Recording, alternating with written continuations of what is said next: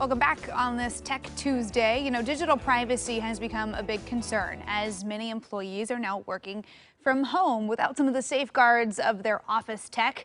Even governments are hoping to tap into our data now in an effort to step up contact tracing. So joining us live this morning to break down all of the new cyber threats lurking out there is Marshall Irwin. He's the Senior Director of Trust and Security at Mozilla. Good morning.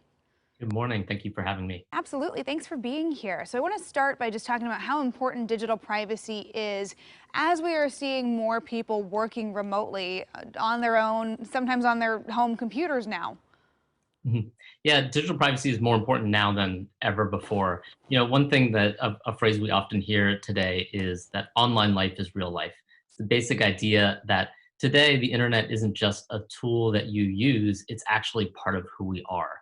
And that was true a year ago, but it's even more true now as we are sort of communicating with our family, with new video conferencing services, using kind of new services for distance learning. All of these things means privacy and security are even more critical today than they were only a few months ago.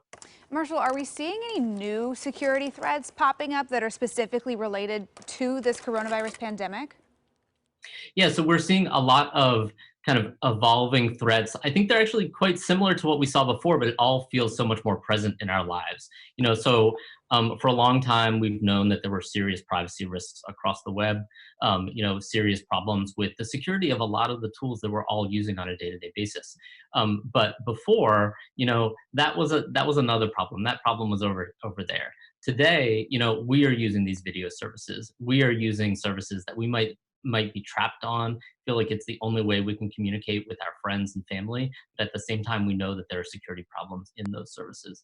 So again, I don't think that this is really a new threat as much as it is a threat that we've all known existed for a long time, but feels so much more present in our lives.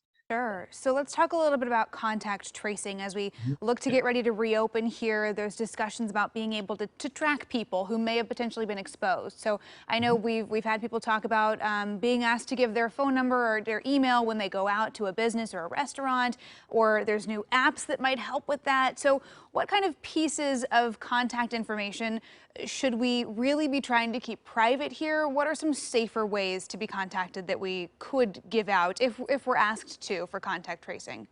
Yep.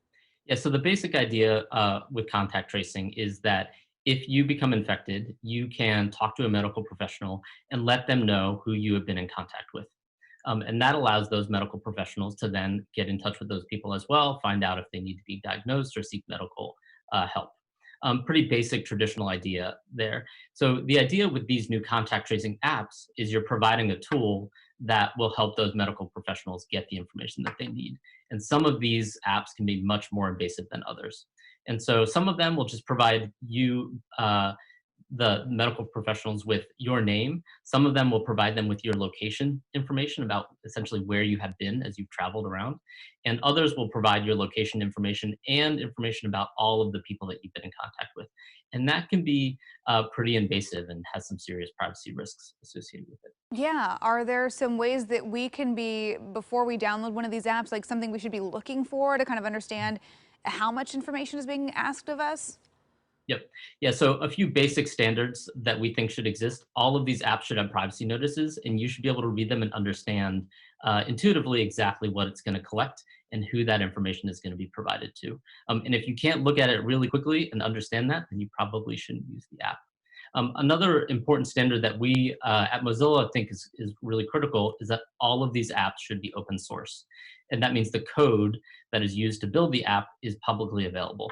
And that allows anybody to go look at that code, figure out if what it says it's doing, it is actually doing, and to figure out if there's any underlying security problems in the app as well. We think those are really two critical standards that should exist for these. The last one I'd highlight is that all of these should be voluntary. So that might be pretty intuitive to people, but across the world, a lot of people are asking, like, should people be required to install these things? We think it's really important that this not be compulsory, but rather people voluntarily install them if they decide that they're going to be valuable. Yeah, and I think we'd probably still get a pretty good response if we're telling people this is the key to resuming more of a normal life. I think you'd have a lot of willing volunteers. All right, Marshall, thanks. We appreciate you sharing all of the information with us and stay safe, stay healthy. Thank you.